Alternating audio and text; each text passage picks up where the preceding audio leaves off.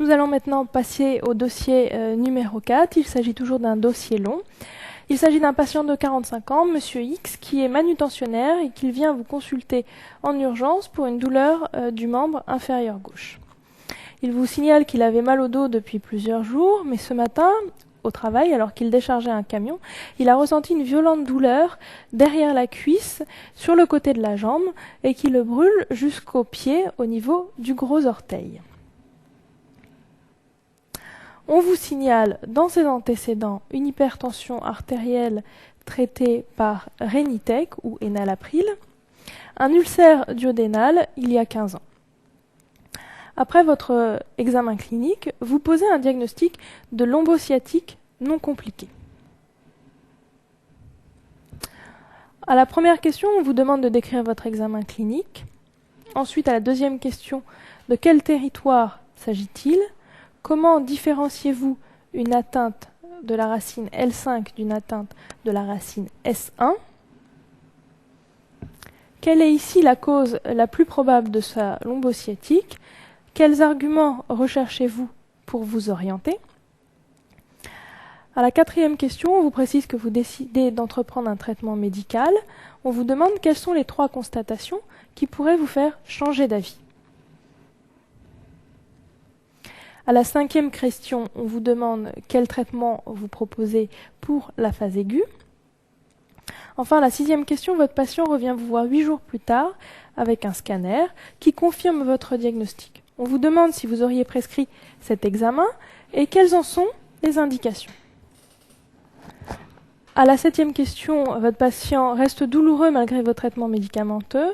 On vous demande comment vous pouvez renforcer à la phase aiguë le traitement médical, quelles sont les précautions à prendre avant ce type de traitement et si une imagerie est nécessaire.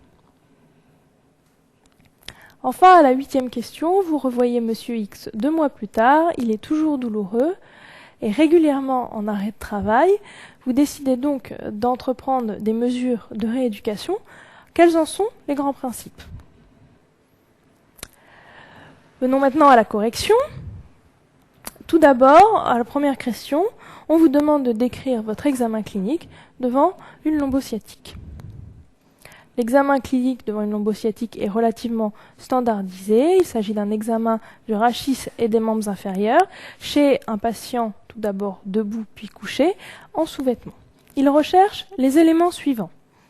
Une attitude vicieuse antalgique du côté controlatéral à la douleur, une contracture paravertébrale du côté de la douleur ou éventuellement bilatérale, une cassure, c'est-à-dire une courbure disharmonieuse du rachis lombaire, quand on demande au patient de se fléchir du côté de la douleur, une raideur rachidienne, en particulier au niveau du rachis lombaire, une raideur localisée, que l'on mesure de façon clinique et métrologique à l'aide de l'indice de Schaubert et de la distance main-sol.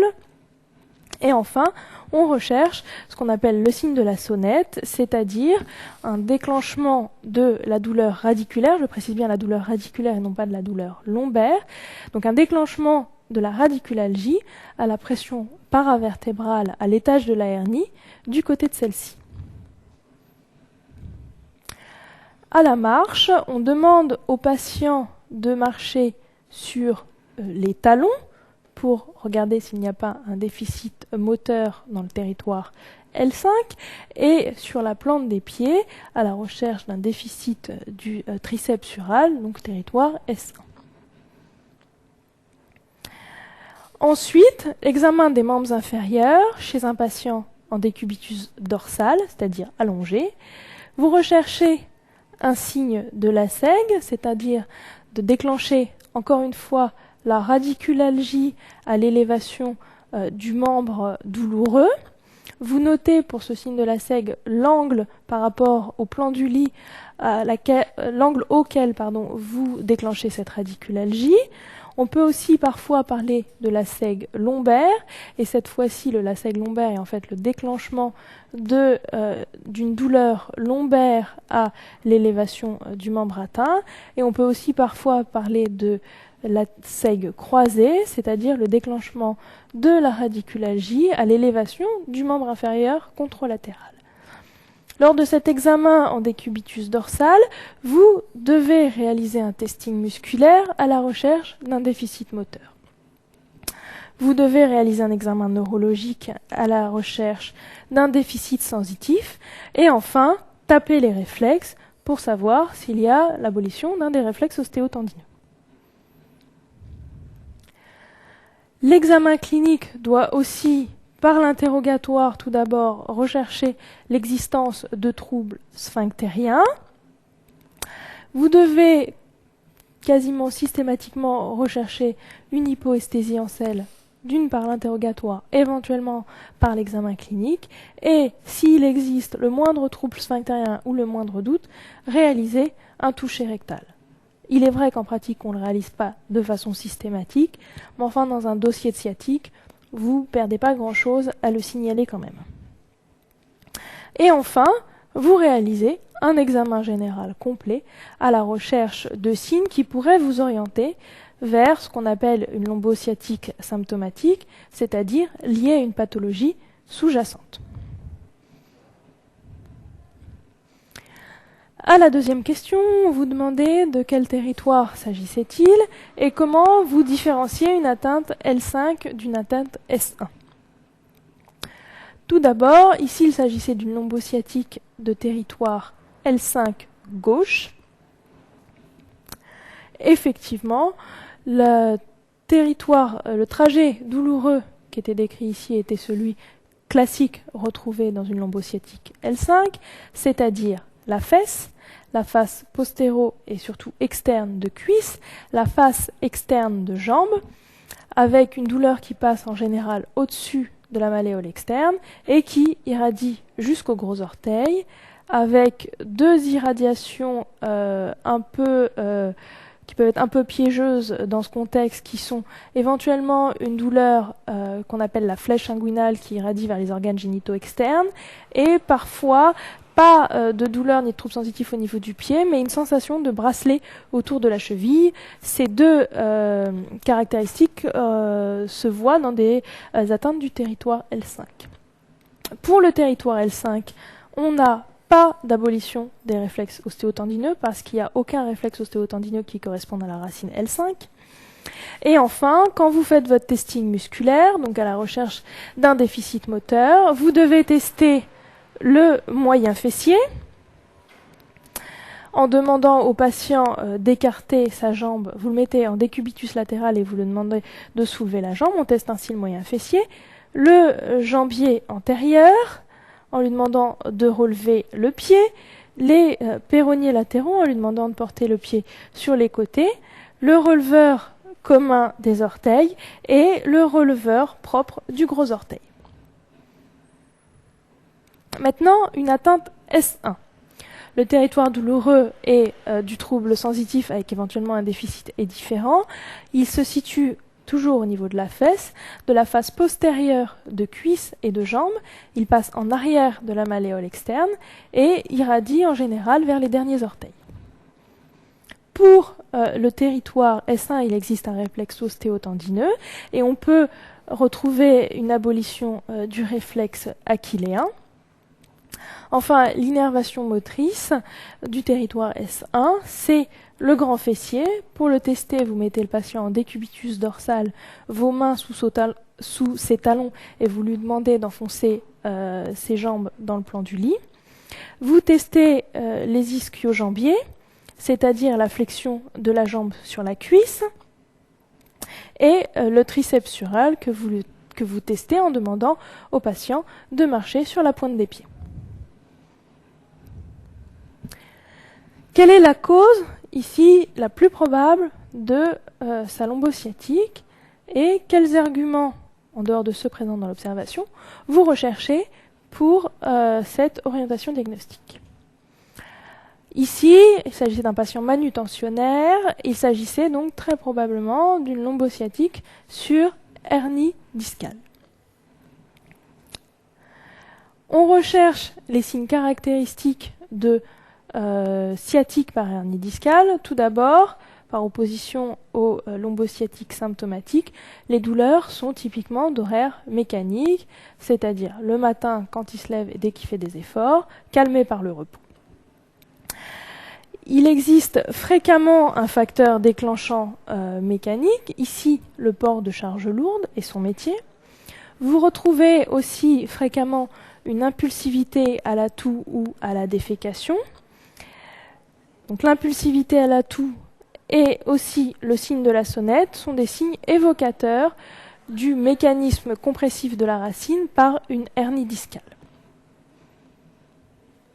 Mais aussi pour vous orienter vers une lombosciatique mécanique par hernie discale, vous devez avoir éliminé les causes de lombosciatique symptomatique, c'est-à-dire des douleurs d'horaire inflammatoire, une attête qui serait plutôt tronculaire que radiculaire, c'est-à-dire qui toucherait plusieurs territoires, un peu L5, un peu S1, par une atteinte du tronc sciatique, cette fois-ci non plus au niveau rachidien, mais plutôt en général au niveau de la fesse.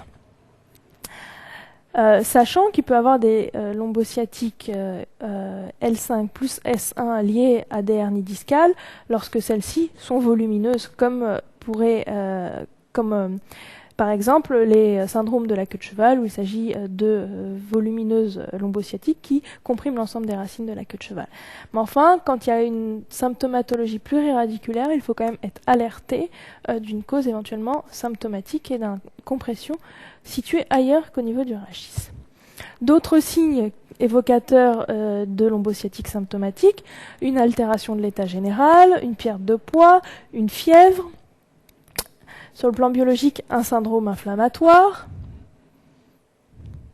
ou éventuellement des facteurs favorisant des causes qui pourraient être infectieuses. Effectivement, une lombosciatique peut révéler une spondylodicite, donc une prise de corticoïdes, une immunodépression, éventuellement une toxicomanie, ou éventuellement une lombosciatique symptomatique peut être liée à des métastases ou une cause néoplasique.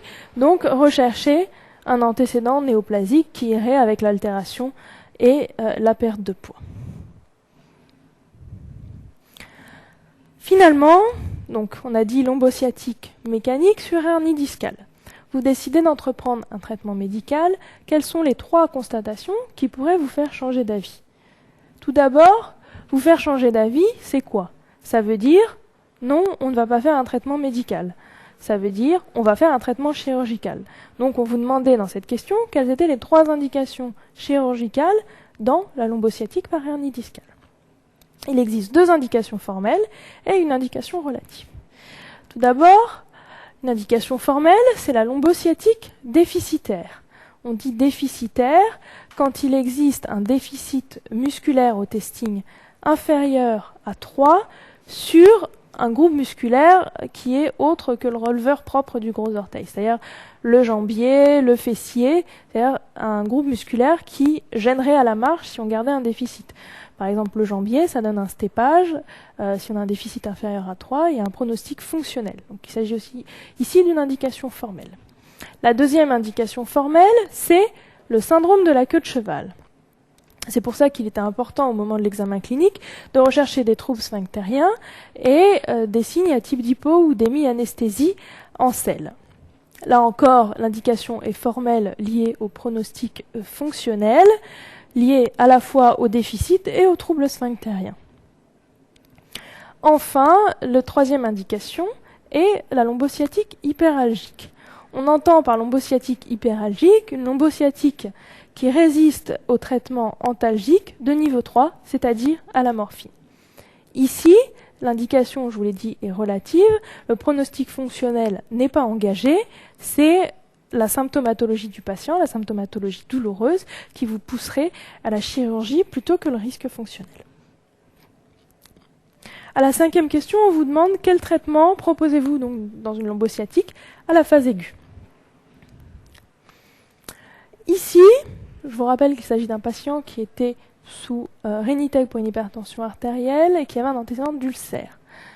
Donc, en première intention, on proposerait plutôt des antalgiques de niveau 1 ou niveau 2, niveau 2 type diantalvic ou paracétamol plus tramadol.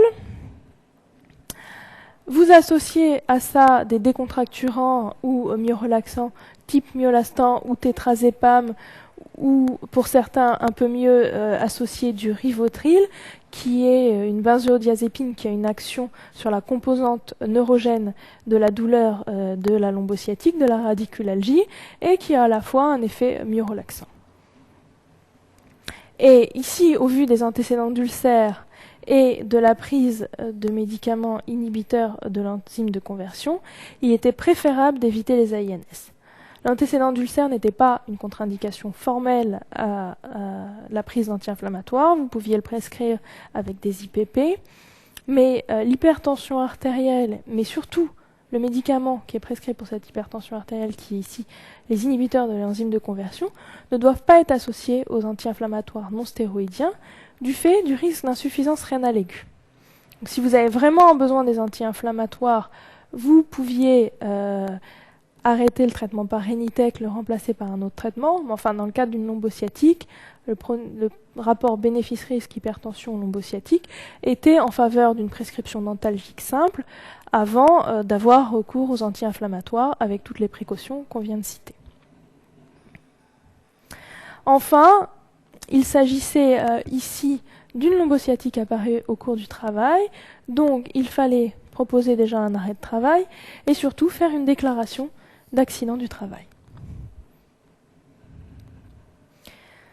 8 jours plus tard, alors que vous ne l'avez pas prescrit, M. X vous ramène un scanner qui confirme votre diagnostic, c'est-à-dire lombosciatique par hernie discale. On vous demande si vous auriez prescrit cette imagerie et quelles en sont les indications. À la première partie de la question, non, je n'aurais pas prescrit cet examen. Pourquoi ? Parce que l'imagerie complémentaire, que ce soit scanner ou IRM, est indiquée dans 3 cas.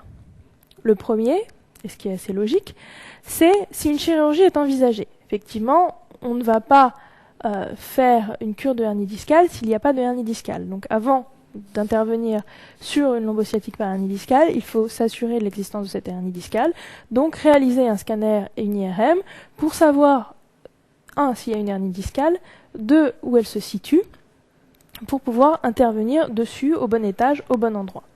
Donc, c'est soit 1, dans le cadre de l'urgence, mais c'était pas le cas ici, si on est devant un déficit neurologique, lombosciatique déficitaire ou syndrome de la queue de cheval, ou sinon, on sait que 90-95% des lombosciatiques guérissent toutes seules en 3 à 6 semaines, et on dit qu'on peut raisonnablement envisager une chirurgie et donc réaliser une imagerie complémentaire après 4 à 8 semaines d'évolution et de traitement bien conduit. Quelles sont les autres indications ? On doit même proposer une imagerie complémentaire et dans ce cadre-là plutôt une IRM quand on a une suspicion de lombosciatique symptomatique, c'est-à-dire fracture, mais fracture plus lombosciatique, ça doit chez vous évoquer métastase ou infection vertébrale. On n'a en règle générale pas de tassement vertébral avec une lombosciatique, sauf s'il est d'origine symptomatique, à l'exception bien sûr des fractures traumatiques pour des grands traumatismes. Donc fracture, métastase ou infection vertébrale. Et enfin, dans un cadre médico-légal, pour la reconnaissance en tant que maladie professionnelle. Ici, ce n'était pas le cas, on était dans le cadre d'un accident du travail. La distinction entre accident du travail et maladie professionnelle est liée à la vitesse d'apparition des symptômes. Ici, c'est une lombosciatique qui est apparue brutalement au cours du travail. Donc, on est dans le cadre d'un accident du travail. Si on a une lombosciatique chronique chez un manutentionnaire, ça peut être reconnu en tant que maladie professionnelle, mais on ne peut pas être à la fois en AT et en maladie professionnelle. Sachant que fondamentalement, ça ne change pas grand-chose en termes de rémunération financière. Le cadre de l'AT et de la maladie professionnelle ouvre les mêmes droits aux patients dans le cadre des maladies professionnelles et de l'accident du travail. C'est-à-dire qu'ils ont les mêmes compensations financières. Enfin, votre patient reste douloureux malgré vos traitements médicamenteux. Comment peut-on renforcer le traitement médical à la phase aiguë? Quelles précautions devons-nous prendre avant ce type de traitement et une imagerie est-elle nécessaire? Le traitement qu'on peut proposer en plus pour renforcer le traitement médical, c'est ce qu'on appelle les infiltrations épidurales. Les infiltrations épidurales se font au même endroit que la péridurale de l'anesthésiste, c'est au niveau donc de l'espace épidural. On infiltre en général des dérivés cortisoniques, le plus souvent de l'hydrocortencil, parfois de l'altime. Le nombre d'infiltrations qu'on peut réaliser, c'est jusqu'à 3 infiltrations. On sait que si au bout de 3 infiltrations ça n'a pas marché, il y a peu de chances que ça marche plus. Et celles-ci doivent être réalisées à au moins 48 heures d'intervalle, parfois un peu plus. On peut aussi, en fonction de la localisation de la sciatique, si celle-ci est foraminale, réaliser des infiltrations de dérivés cortisoniques focalisés au niveau de la lombosciatique en faisant une infiltration foraminale sous contrôle scanner. Mais c'est pareil, en tout, on doit avoir pas plus de 3 infiltrations. Quelles sont les précautions à prendre avant ce geste? Tout d'abord, infiltration au niveau de l'espace épidural, au niveau des racines lombaires. On ne voudrait pas, s'il n'y a pas de syndrome de la queue de cheval au départ, en déclencher un par la suite. Donc vous devez vous assurer qu'il n'y a pas de trouble de l'hémostase et surtout interroger votre patient sur la prise d'anticoagulants. Par ailleurs, vous devez être à peu près sûr d'infiltrer une lombosciatique par hernie discale et pas une métastase vertébrale ou encore moins une spondylodicite. Donc, vérifiez l'absence de syndrome inflammatoire.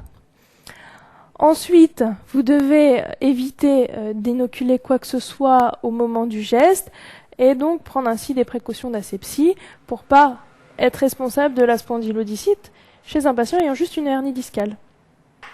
Enfin, une imagerie était-elle nécessaire? Oui. Il est nécessaire de réaliser une imagerie avant des infiltrations pour vérifier l'absence de lésions vertébrales évolutives, métastase ou infection. Pour certains, des radios, pour d'autres, réaliser directement scanner. Enfin, 2 mois plus tard, votre patient, Monsieur X, est toujours douloureux, il est à la frontière de la lombosciatique chronique, il est régulièrement en arrêt de travail et vous décidez d'entreprendre des mesures de rééducation. On vous demande quels en sont les grands principes. Ces principes sont maintenant un peu réglementés. Il y a eu des recommandations de l'HAS là-dessus et on doit débuter par 10 à 15 séances. En général, maintenant, sur les nouvelles recommandations, c'est le kiné qui fait un bilan kinésithérapeute et qui dit combien de séances, mais dans les recommandations lombosciatiques chroniques, c'est 10 à 15 séances pour juger de l'efficacité. Qu'est-ce qu'on doit faire lors des séances? Il est recommandé de ne pas faire que des massages. Effectivement, les massages peuvent avoir un effet antalgique immédiat et décontracturant, mais dès qu'il sort de sa séance de kiné, il n'y a plus d'effet. Donc c'est un effet uniquement immédiat et qui n'a finalement aucun intérêt pour la suite de la prise en charge. Donc on peut commencer la séance par un peu de massage, mais l'essentiel de la séance ne doit pas consister à faire des massages ou de la physiothérapie, c'est-à-dire mettre du chaud. L'essentiel de la séance doit comporter, les mots-clés, c'est renforcement musculaire paravertébral, correction des troubles de la statique, étirement et apprentissage des mesures d'économie lombaire et aussi des exercices d'entretien, c'est-à-dire d'un autoprogramme et d'une auto-rééducation. En plus des séances, le patient doit avoir un exercice physique régulier.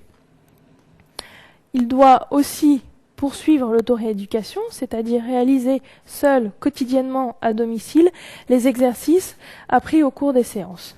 effectivement, si on fait 10 séances de rééducation comme ça sur quelques semaines, puis plus rien, pour la reprise du travail derrière et pour l'entretien quotidien, ça sert à rien. Donc, toujours dans un dossier lombosciatique, auto-rééducation, éducation du patient et économie lombaire.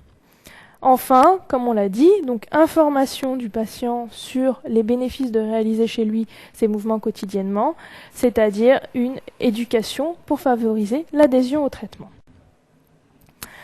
Voilà pour ce 4e dossier. Quels en sont les points forts? Tout d'abord, connaître les urgences diagnostiques. Mais diagnostiques pourquoi? Parce que c'est des urgences thérapeutiques dans la lombosciatique, c'est-à-dire les lombosciatiques déficitaires et le syndrome de la queue de cheval. Connaître les signes d'alerte ou signes d'inquiétude devant une lombosciatique qui doivent vous faire évoquer une autre cause qu'une hernie discale, c'est-à-dire lésion néoplasique ou infection vertébrale. Connaître les indications de l'imagerie dans le cadre des lombosciatiques, c'est-à-dire indication chirurgicale ou suspicion de lombosciatique symptomatique. Enfin, connaître les grands principes de la rééducation des lombalgiques chroniques et des patients ayant des lombosciatiques chroniques. Tous ces points sont repris dans les textes de recommandation suivants. Le premier concerne les lombalgies aiguës, c'est-à-dire de moins de 3 mois, et les lombosciatiques aiguës. Il résume, si vous voulez, la prise en charge des lombosciatiques aiguës par hernie discale et les signes d'alerte qui doivent vous évoquer une lombosciatique symptomatique. Et concernant la prise en charge kinésithérapique, les recommandations de l'HAS datent de mai 2005 et je vous ai mis ici la référence internet. Voilà pour ce 4e dossier. Merci de votre attention.